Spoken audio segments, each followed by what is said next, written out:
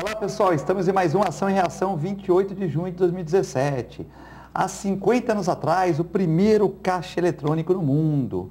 Na Inglaterra, o Banco Barclays, banco escocês, fez o primeiro caixa eletrônico.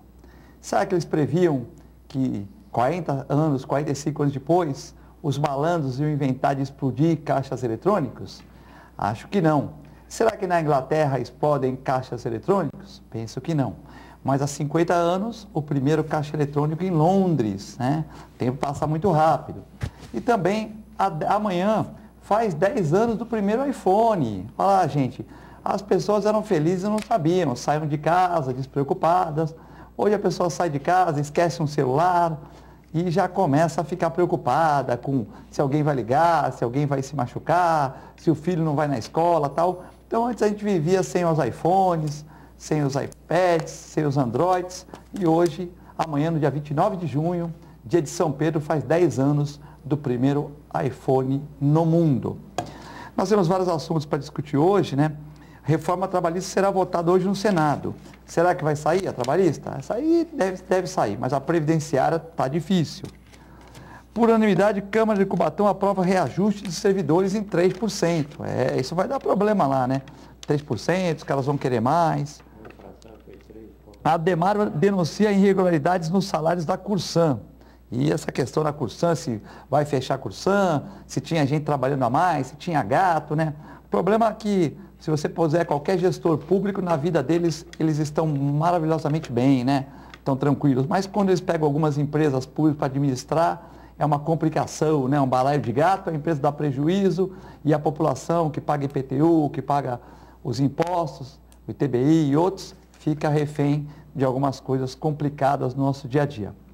7 cidades da região receberão a verba estadual de saúde, esporte e infraestrutura. Para discutir esses e outros assuntos, nós temos hoje aqui o Marcos Braz de Oliveira Macaé, que é presidente do Sintracomos, e também o Danilo de Oliveira, advogado e professor universitário. Como hoje é dia 28, dia par, né? Então vamos começar pela direita primeiro. Queria agradecer a presença do Macaé aqui no nossa TV Com. Bem, Filete, eu que agradeço por mais uma vez uma oportunidade, né?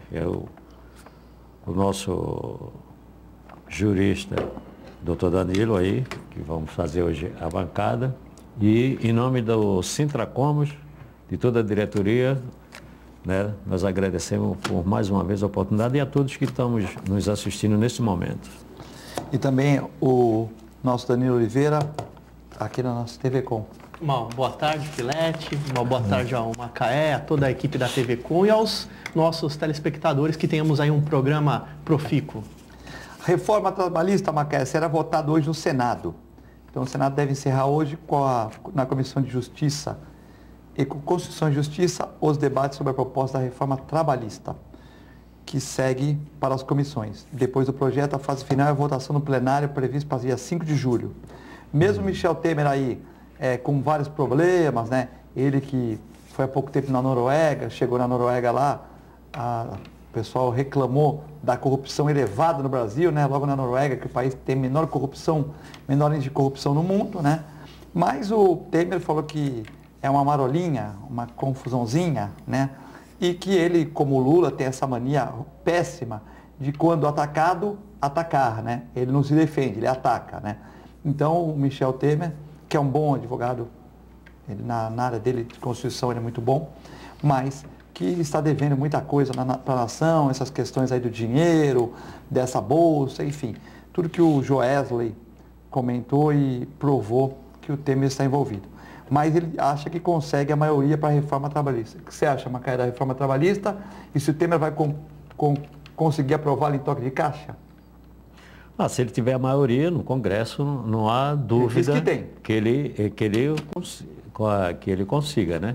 Mas diante dessa confusão, porque a situação está tão ruim no país, porque cada dia que você acorda há uma notícia diferente, uma novidade, né? Já classificaram até o presidente da República como chefe de quadrilha, né? Então, isso é muito preocupante. Agora, se ele tiver, passa. A dificuldade é que o que vem por trás disso. Para você ter ideia, o ministro já está ventilando que eu tenho direito ao meu fundo de garantia, meus 40%, e ele quer parcelar o que já é meu. Olha que situação. Quer dizer que eles pagam juros pequenos. Paga juros pequeno e tal. E você não pode escolher que tipo de aplicação você vai fazer, né? Que eu posso fazer. Vai fazer. Né? E aí eles querem parcelar o negócio que é teu. O negócio que é meu, que eu recebi, ele parcela em 3 vezes. Após 6 meses, se eu não tiver empregado, aí ele me devolve o que já é meu. Então ele quer fazer negócio com o que é meu. Então, negócio eles já fazem, né? Pagando juros baixos. Exatamente. Porque quando ele tira a sinical, aí fica dizendo que os dirigentes sindicais vão acabar com a mamata e tal. Isso é conversa furada, porque não existe esse negócio de mamata. Por exemplo, a sinical, para o nosso sindicato, ele ajuda, mas não é o todo.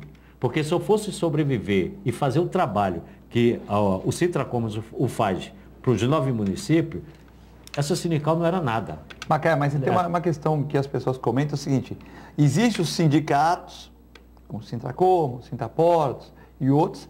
Existe aquele sindicato do papel também, né? Esse é o problema. Esse que tem que acabar. Não é o sindicato de vocês que trabalham, mas tem aquele sindicato do não sei o que, do não sei o que lá, tal. Aí tem esse sindicato, né, que também é complicado, né? Exato, porque aí não fica a critério nosso. Por exemplo, o critério já tinha que vir do secretário. Na hora que entrasse qualquer sistema lá para pegar a carta sindical... Não abria. Não abria, tinha que verificar se realmente o sindicato, ele abrangia esse povo. Obviamente que a gente sabe. Se tinha uma representação legal dentro das suas bases, porque em todos os setores da sociedade tem gente boa e gente ruim. Obviamente a gente também sabemos disso, que tem o sindicato de cadeado, o sindicato de carimbo, que não presta serviço, vive só de arrecadação. Nós também temos consciência disso. Agora, quem libera as cartas sindicais que teria que ter uma fiscalização maior sobre isso, entendeu? Porque aí ele quer negociar com o meu fundo de garantia, por quê? Porque quando a sindical caía, 40% vai para o governo federal. Esses 40% da arrecadação iria para onde? Para o FAT. O FAT deu um amparo ao trabalhador, para desempregado, para ajudar o trabalhador. Se ele não tem mais essa fonte, porque ele está tirando, ele teria que arrumar outra fonte para poder substituir o FAT. Aí não, a fonte que ele quer arrumar quer que eu, com o meu dinheiro, eu negocie a minha grana. Isso aí ainda demissível que aconteça um negócio desse na área trabalhista. E tem muito mais casos que está aí, que vai virar aí uma bola de neve, entendeu? Então daqui a pouco o trabalhador não vai mais ter direito à carteira assinada, não vai ter direito às férias, 13º, pelo que está dentro aí que nós chamamos de gato, dentro da reforma trabalhista que eles estão pretendendo fazer. Danilo, essa a carteira de trabalho, isso aí foi muito tempo atrás, né? Então essas regras já estão um pouco desatualizadas, né? Essa questão, por exemplo, isso já existe hoje, do funcionário chegar para você e falar: ô doutor, hoje eu tenho que sair, eu tenho que ir numa festinha, não dá para mim sair às 8, eu tenho que sair às 7, eu posso almoçar em 1 hora? Aí você fala que pode. Eu não tenho esse problema com o funcionário, né? Na minha clínica tem uns esquemas de comprar uma moto para o funcionário, o cara paga em prestação sem juros, aí tem uns esquemas lá que agrega bastante, a gente não tem esse problema, mas eu vejo outras empresas que eu tenho uma certa administro também com o pet shop, com outras questões aí de outros cursos tal, que existe depois quando a pessoa sai, a pessoa reclama, que almoçava muito rápido, tal. Mas o almoço é 2 horas, são 2 horas, né? Só que às vezes a pessoa faz o esquema e quer almoçar em 1 hora só, para sair mais cedo, tal, aquele deixa que eu deixo. Essa negociação eu entendo que seja favorável. Agora, essas que o Macaé falou, da perda dos direitos, eu não entendo. Essa flexibilização eu acho legal, né? Agora, a questão dessas... Queria saber o que você pensa, se vai passar essa reforma trabalhista e o que você acha da reforma em si. Bom, a reforma trabalhista, ela faz parte aí, na verdade, de um grande pacote, como o Macaé colocou, até apelidado anteriormente de pacote de maldades do Michel Temer, né? Mas o Michel Temer tem uma cara de tão bonzinho, será que ele é maldoso assim? Será? A verdade, será que ele é tão culpado o quanto diariamente as notícias têm sugerido? Acho que hoje a pergunta é essa. Será que a ideia toda é dele? Ou tem gente por trás disso que trabalha no próprio Congresso, muitos empresários, né? Ou será que a ideia é dele? Eu vou até inverter um pouquinho a sua pergunta, Filete, eu já vou responder o que você perguntou inicialmente, mas quando o Macaé coloca, e você também, essa questão do chefe da quadrilha, né? Eu ouvi uma entrevista de um jornalista, eu vou dar o crédito, do Cláudio Tonoli, que ele falava o seguinte: prestem atenção, na legislação que trata da colaboração premiada, um dos poucos, ou talvez o único que não pode se valer daqueles prêmios, é o chefe da quadrilha. Então, o cabeça de tudo, ele não pode se valer de nenhum benefício, de nenhum prêmio. Então, por isso que a gente já começa a observar, prestem atenção, né? Esse jornalista me alertou e é verdade. Hoje um já começa a empurrar para o outro. Quem é o chefe da quadrilha? Ah, são os irmãos da JBS? Não. O grande chefe é o Michel Temer? Não, é o Lula. Então, hoje, o Fla-Flu, que a gente percebe, não é mais PT, PSDB. Hoje o Fla-Flu me parece que é esse. Quem é o chefe da quadrilha? Porque aquele que for, se é que a gente tem um, né, Filete? Tem tantos interesses envolvidos como você colocou. Eu acho que são várias quadrilhas juntas, né? E é difícil você identificar uma única figura que sozinha tenha pensado em tudo ou que tenha um benefício maior que os demais. O Lula está na presidência, ele sabe que o Temer está ganhando aqui no Porto, então, se for o caso, então deixa que eu deixo aqui, tu não mexe comigo, eu não mexo com você. Tipo uma quadrilha de tráfico, né? Como tinha Mendelin, como tinha Cali, um respeitava o outro dentro dos limites. De vez em quando se chocavam, mas de vez em quando se respeitavam também, né? Que é o grande problema do nosso sistema político, né? O sistema político brasileiro. Não é que ele seja de todo ruim, a nossa democracia é muito jovem. Aqui nós também temos um problema cultural, a gente sempre teve orgulho do jeitinho brasileiro, né? Eu costumo mencionar que lá fora, se a gente pegar os personagens da Disney, a referência ao brasileiro é o Zé Carioca, né? Que é uma péssima referência, se a gente parar para pensar. O brasileiro sempre reconhecido como malandro, e agora a gente começa a sentir na pele os prejuízos por causa disso. Mas, voltando à sua pergunta, essa questão da flexibilização das relações trabalhistas, quem defende a reforma alega o seguinte: já existe, né?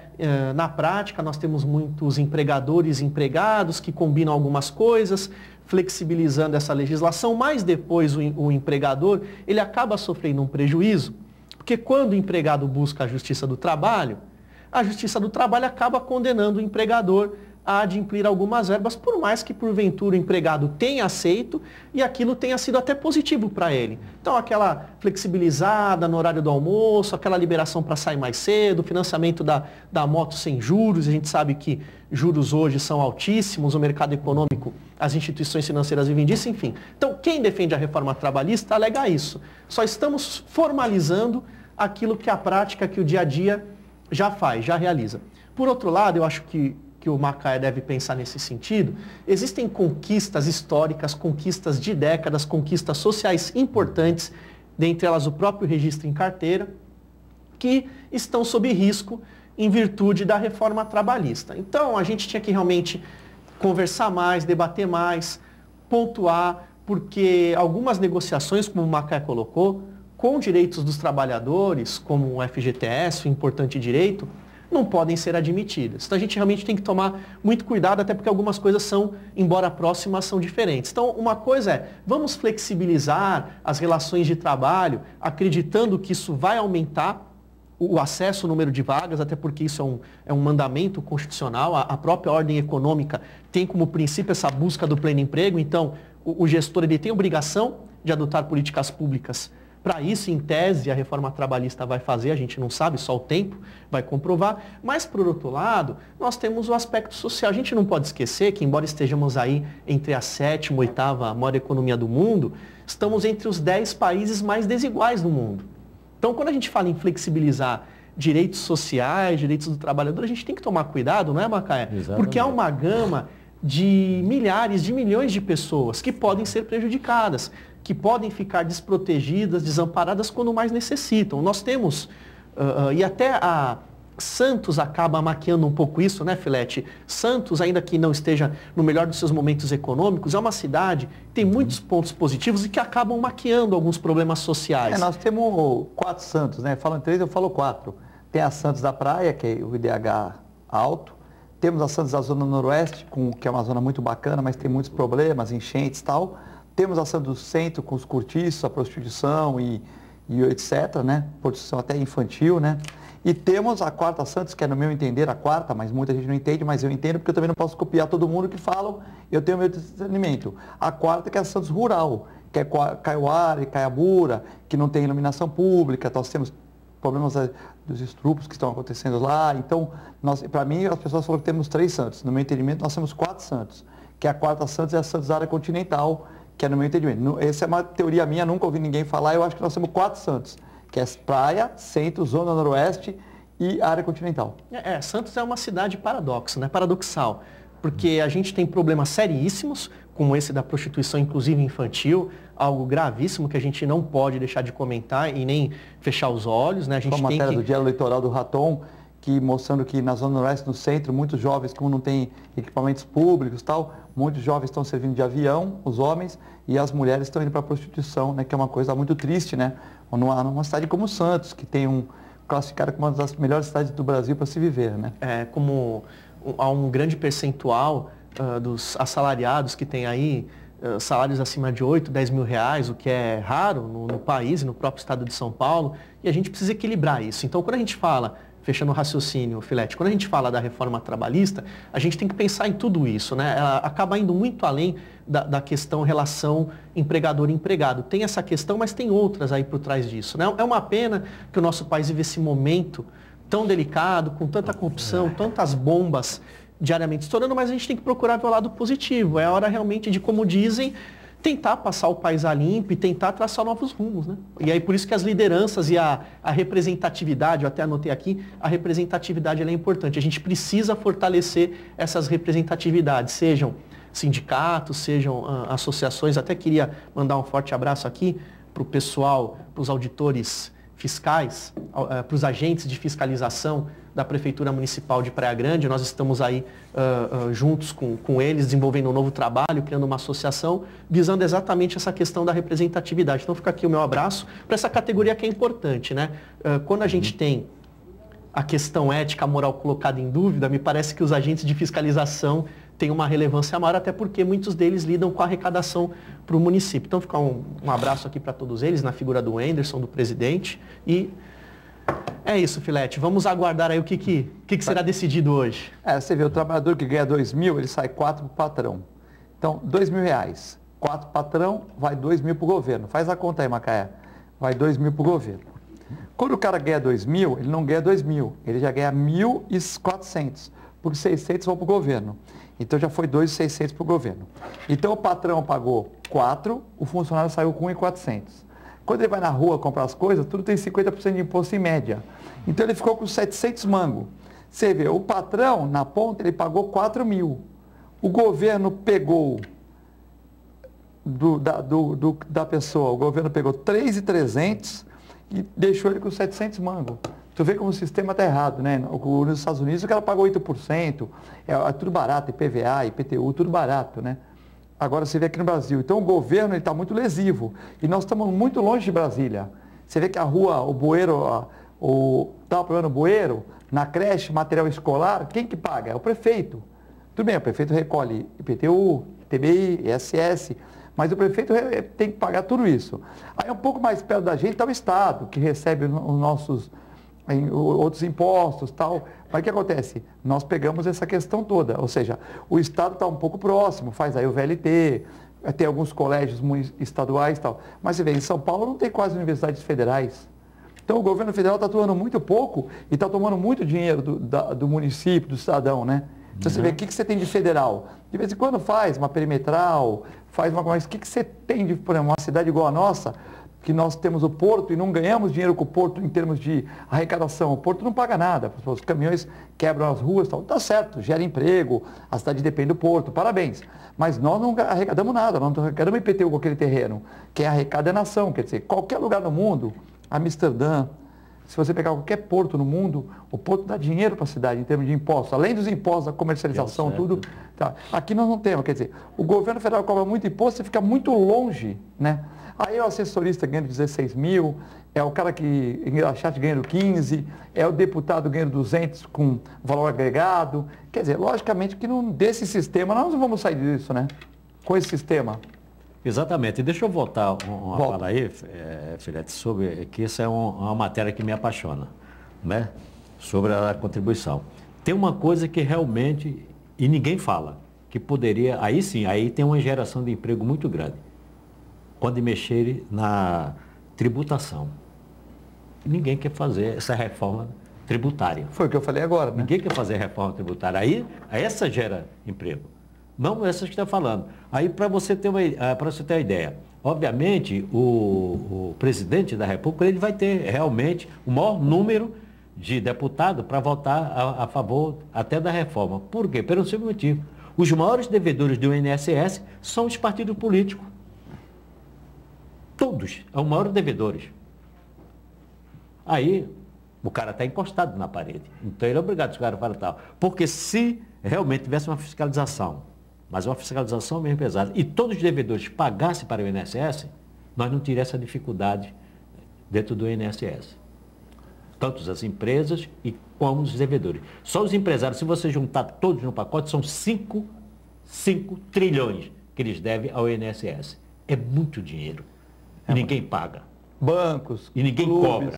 Tudo. Banco, clube, JBS, todos empresários, além dos partidos políticos. E é muita grana.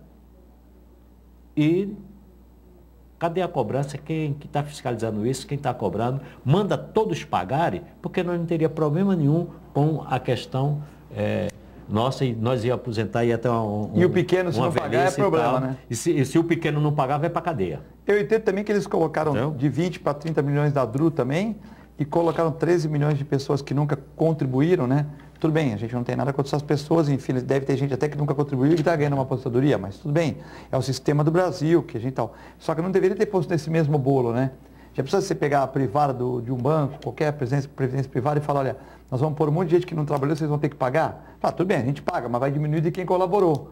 Aí o cara, não, mas eu paguei sobre 3 mil por mês, eu quero receber meu dinheiro. Aí daria um choque com os clientes dos bancos, mas eles vão proteger os bancos. Mas na nossa previdência, que é na pública, eles colocaram 13 milhões de pessoas que nunca trabalharam naquela coisa do social, beleza. Mas não perguntaram para o brasileiro se pagou, se quer contribuir, né? Por exemplo, nos Estados Unidos, Danilo, o cara, ele fuma, bebe, faz um monte de coisa.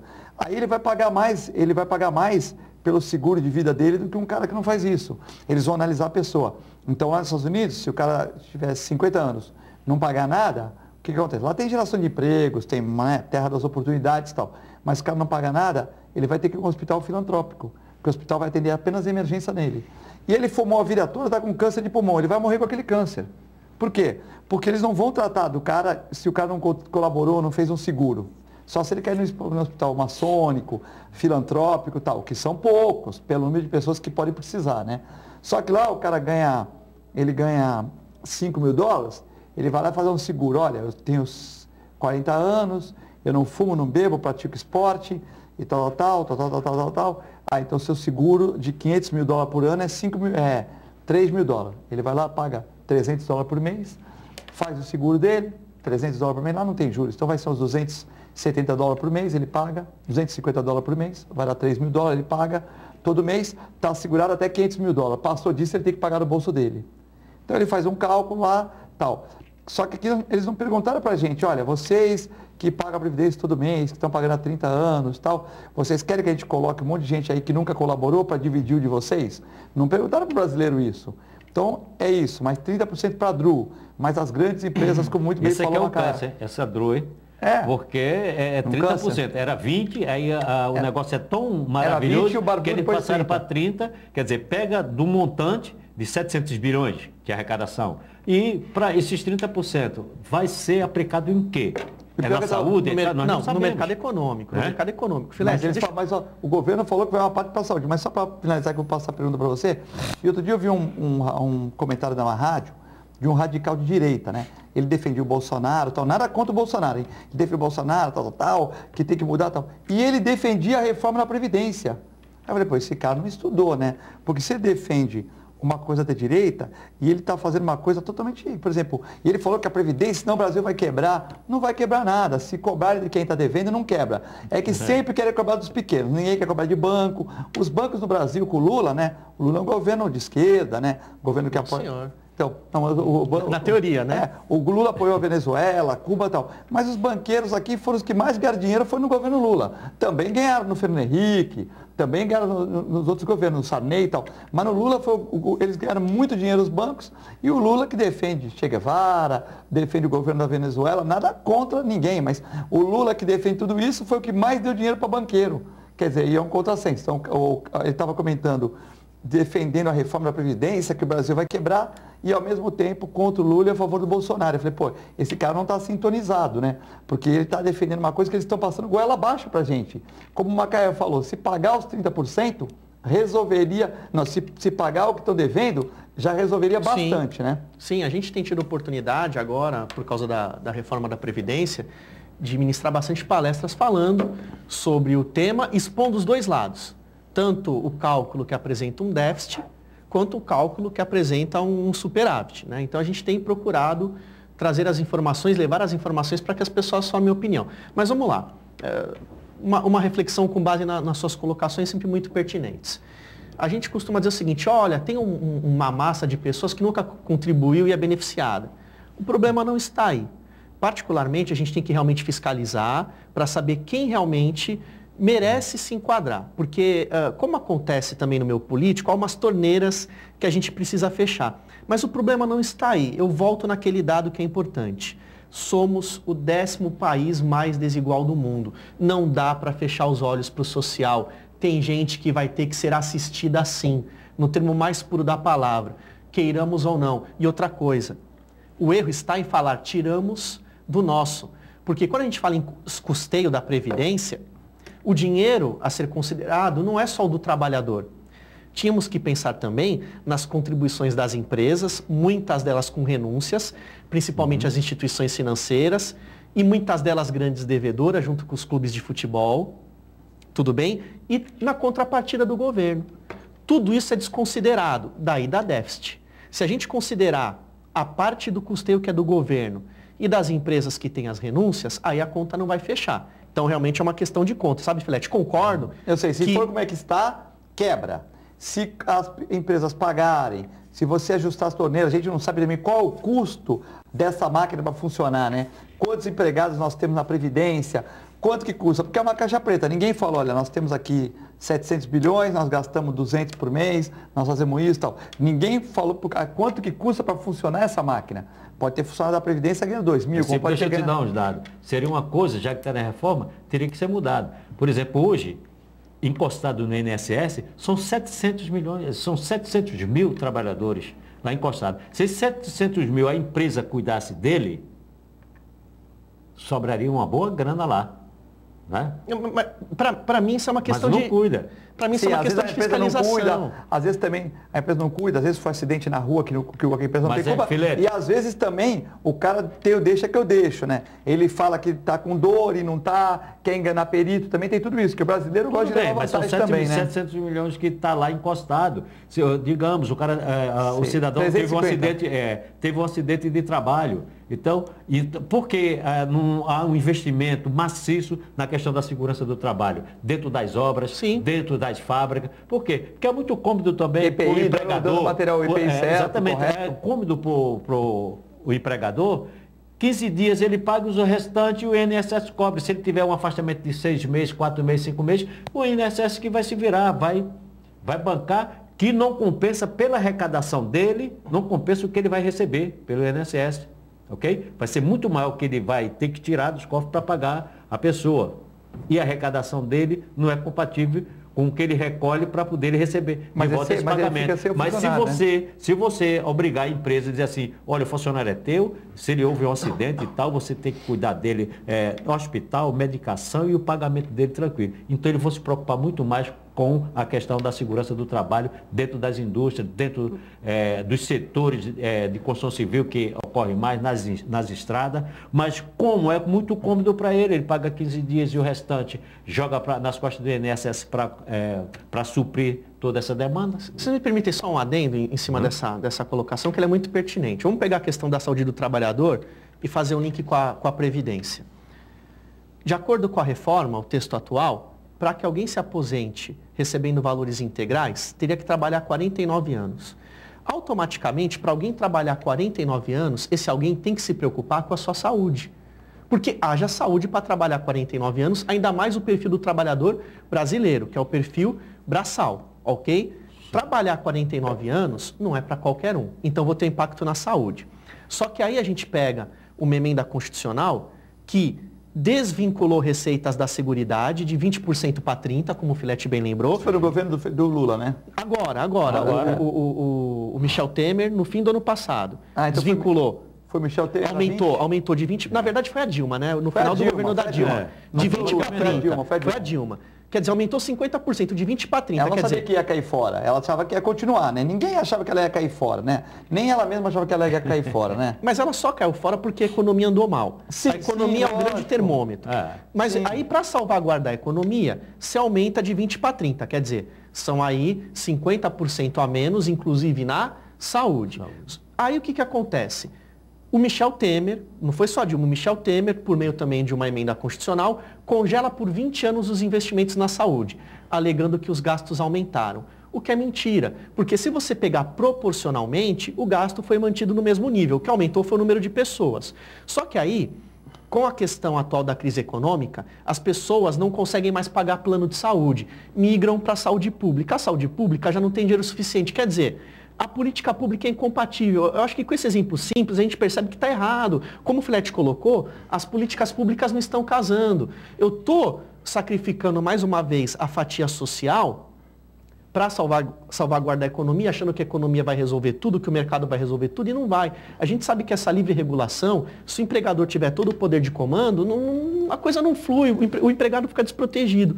E aí esse exemplo da saúde eu acho que ilustra bem isso, né? Você diminui o investimento na saúde, sendo que o trabalhador vai ser sacrificado, vai ter que trabalhar 49 anos e a saúde dele vai ser fatalmente prejudicada. E ele não vai ter condição de pagar o plano privado. É isso, precisa temos cidades como Cubatão que tem que fechar o hospital, acaba migrando tudo para uma cidade polo, então migra o cara do plano de saúde que não pode pagar, o cara que já ia, os caras que já iam, as pessoas de outra região que vão, as pessoas da região que não tem plano de saúde e as pessoas de outra região que não tem mais plano de saúde. Então dá um caos no sistema. As perguntas, a dona Ivonete mandou um abraço para vocês. Ela escreveu, falou aqui, o dona Ivonete, que gosta muito do comentário do Dr. Danilo, da espontaneidade, e que eu estou virando quase um sindicalista, conversando do mesmo jeito que o Macaé. Falou que gosta muito do Macaé. O que vai ser de nós, Macaé?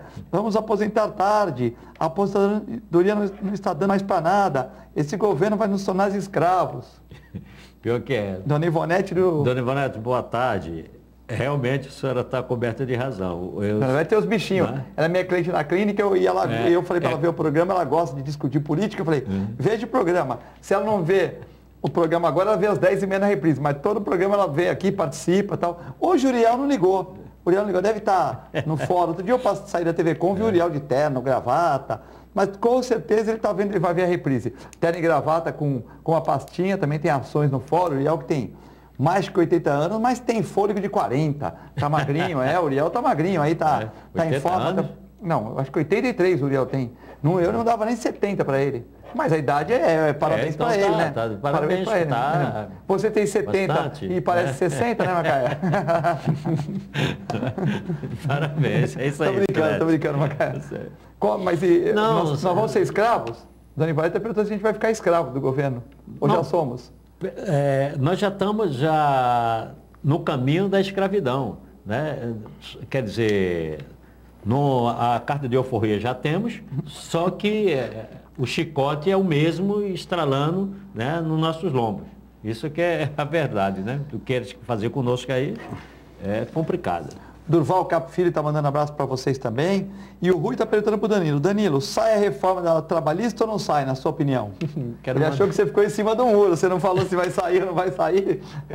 Primeiro eu vou dar um abraço para a dona Ivonete, né? Agradecer aí os elogios. Também agradecer a participação do Rui, os nossos telespectadores sempre participando bastante. Eu vou dar uma de comentarista de uma emissora de televisão, vou falar o nome aqui, eu vou dar uma de comentarista da Globo News. Opa. E só vou comentar depois, viu, Rui? Que é mais fácil, né? É que nem aqueles... Coitada da Globo News que quase agrediram a Miriam Leitão, né? Poxa, o pessoal do PT estava lá, quase agrediu ela no avião, pô, direitos iguais, né? Ela fala, o quê? Vocês têm direito à réplica, né? Não pode, por isso que eu acho que é sempre bom o programa quando existe, a gente comenta dos dois lados, né?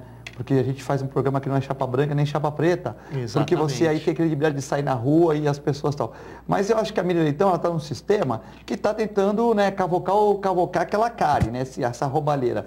E aí o pessoal do PT xingou ela no avião, acho que não pode ser por assim. O jornalista não pode ser tratado dessa maneira, né? Não, de forma alguma, a gente tem que respeitar todos os profissionais, jornalistas, advogados, sindicalistas, a gente tem que respeitar cada um aí no exercício da sua atividade. E ainda sem responder objetivamente, mas respondendo ao Rui, a grande questão não é a lista. Nós conversávamos aqui no intervalo com o Macaé, com o Filete. A grande questão é o conjunto de políticas públicas que são adotadas. Se a gente parar para pensar e fazendo uma análise isenta, o que é mais importante, chapa branca, como bem frisou o Filete.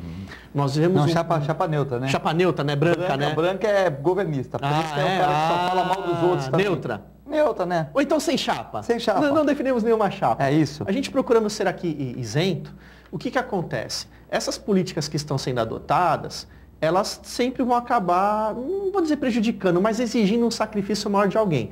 E todas elas são, assim, exigem um sacrifício maior do trabalhador. Pensemos aí no congelamento de gastos na área da saúde, na área da educação.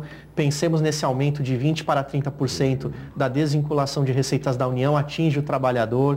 Pensemos na reforma trabalhista, que ela tem tendências de autorregulação do mercado. A gente sabe que o mercado se autorregular sem fiscalização, sem limites, é perigoso. Nós ficamos aí submetidos aos mandos e aos desmandos de quem tem o dinheiro, e a gente não precisa ir muito longe, a gente sabe, por experiências até pessoais, o quanto isso é complicado. Então, realmente, a gente tem que tomar cuidado, não só com a aprovação da reforma trabalhista, caso ela passe, mas com todo esse nosso contexto que ainda é temperado pela questão da corrupção, que é muito latente no Brasil. Macaé, por unanimidade, a Câmara de Cubatão aprova o reajuste de servidores em 3%. A Câmara de Cubatão aprovou nessa terça-feira, dia 3/6, né, terça-feira passada, por unanimidade, decisão final, não, terça-feira retrasada, concessão de reajustes de 3%, retroativos a maio, atendendo o projeto do prefeito Ademar de Oliveira, do PSDB.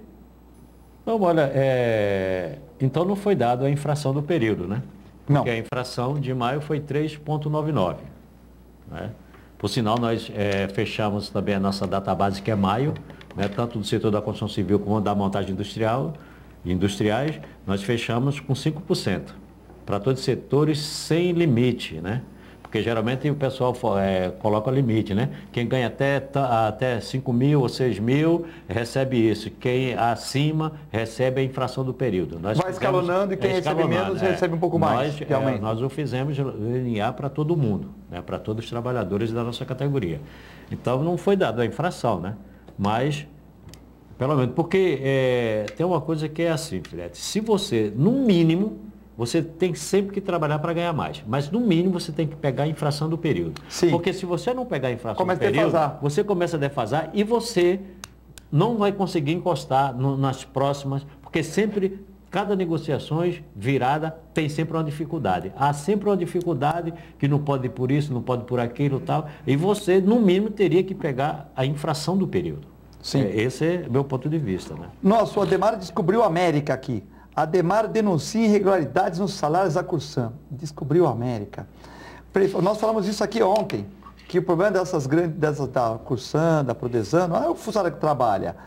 Essa notícia agora. O Ademário afirmou em coletiva de imprensa que a investigação está sendo feita na Cursan, Companhia Cubatense de Urbanização e Saneamento. Revelou que 57 funcionários comissionados, 57, recebiam 30% do pagamento da empresa. Então esse é o problema. Tem 57 caras que colocaram lá, a Márcia, alguém que colocou lá, ou já estava dos anteriores, 57 funcionários que ganham 30% do salário. Então a empresa vai quebrar mesmo, não tem como. Ontem eu comentei aqui, e comentei na segunda-feira, que os gestores públicos, você desce a empresa, você dá a empresa, você pega um deputado da região, ou um senador, e fala assim, a Prodesan é sua. Pode mandar embora quem tu quiser, porque a Prodesan é sua, resolva. E em um ano ele faz a Prodesan dar lucro.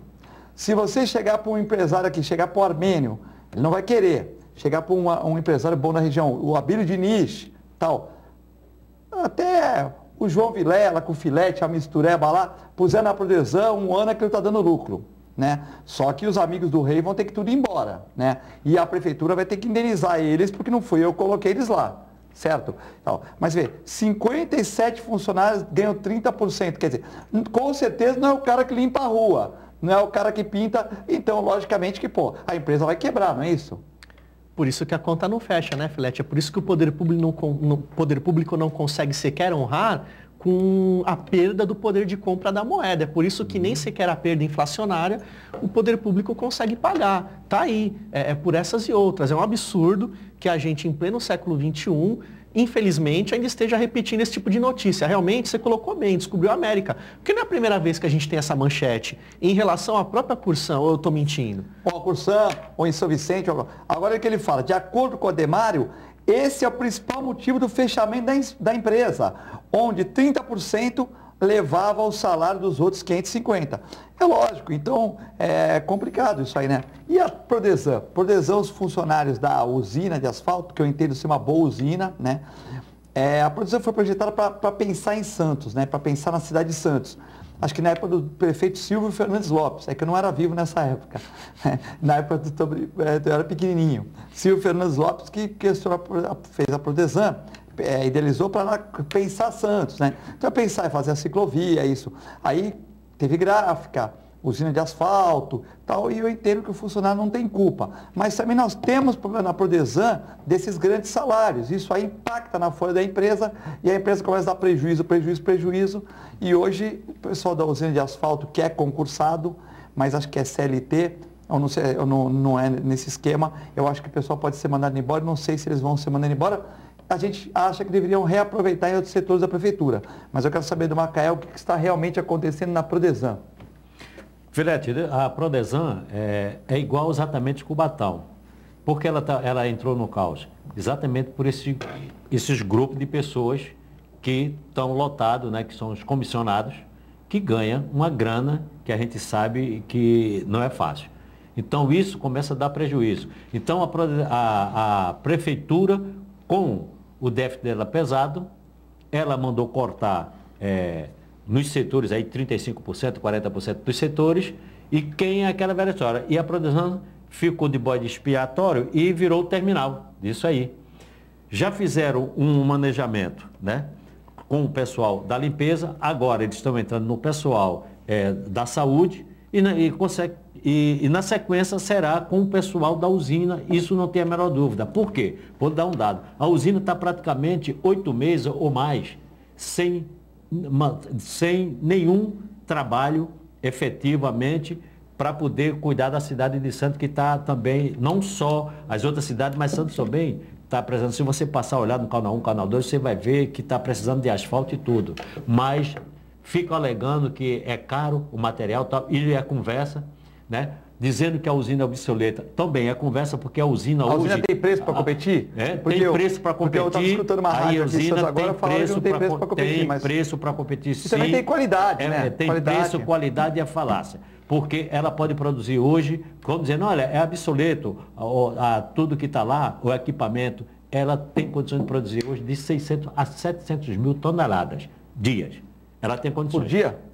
Por dias. Só que montaram, no esquema está tão amarrado ali. Não daria para vender esse asfalto para São Vicente, Guarujá? Para toda a cidade. Ontem o Jornal Tribuna, o Diário Litoral e muitos telespectadores aqui reclamaram dos buracos perto ali do Hotel Charme, o buraco em toda hora, né? Eu já não passo mais naquele caminho lá, porque você não consegue, é arriscado você O cara tem um carro esportivo aqui na Baixada Santista, tá toda hora na borracharia, porque buraco, morde o pneu, já viu, né? Entendeu? Então, é falácia esse negócio de dizer que não produz, porque eles têm que vender ali, porque a própria Prodesan, ela tem um déficit com a prefeitura de 56 milhões, ok?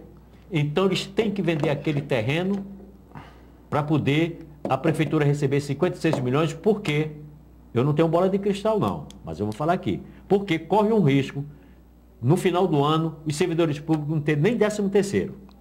Então, estão atacando, porque fizeram um déficit lá violento, porque os outros prefeitos que passaram deixaram redondinho a cidade e montaram um déficit muito grande dentro da cidade, então alguém tem que pagar o preço. E geralmente quem paga esse preço é o trabalhador, a classe mais menos favorecida. Essa que é a verdade. Então, querer vender o terreno para pagar o quê? Vendendo esse terreno, pagar a dívida da produção, que a ideia é reduzir em 60% toda a empresa, reduzir em 60%, não vai fechar, mas fazer essa redução. Então, a nossa preocupação qual é? Esse povo que vai ficar disponível, porque outra empresa vai assumir. Então, nós estamos trabalhando, fizemos com a outra, com o pessoal da limpeza e agora com o da saúde, que esse pessoal passe para a empresa que assumir o contrato. Né? Pelo menos minimamente vai reduzir salário, vai reduzir benefícios. Por exemplo, se for essa empresa que nós estamos pensando, ela não tem plano de saúde e algumas coisas reduzir salário. Mas, pelo menos, como está a conjuntura hoje do país, esse povo não fique desempregado. Que ele, pelo menos, fique desempregado. Nós já pedimos, estamos só aguardando, pedimos já uma mesa redonda no Ministério do Trabalho para que seja chamado a Prodesan e a Prefeitura, para que nós possamos lá definir o que é que vai ser feito com essa mão de obra, com esses trabalhadores. Nós já fizemos esse pedido, ok?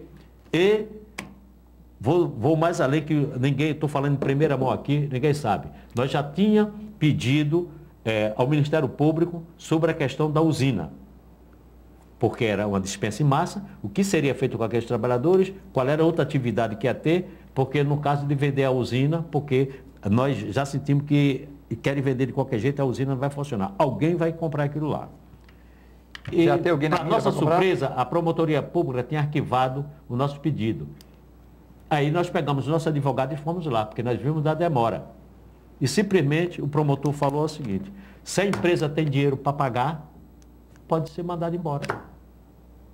Olha a resposta que ele deu. Então, no nosso caso, porque nós somos dirigentes sindicais, nós também somos limitados. Se o poder maior fala isso para a gente, você fica de mão atada, não é isso? Então, outra coisa, é uma ajuda muito bacana tal, com todos os vereadores da cidade.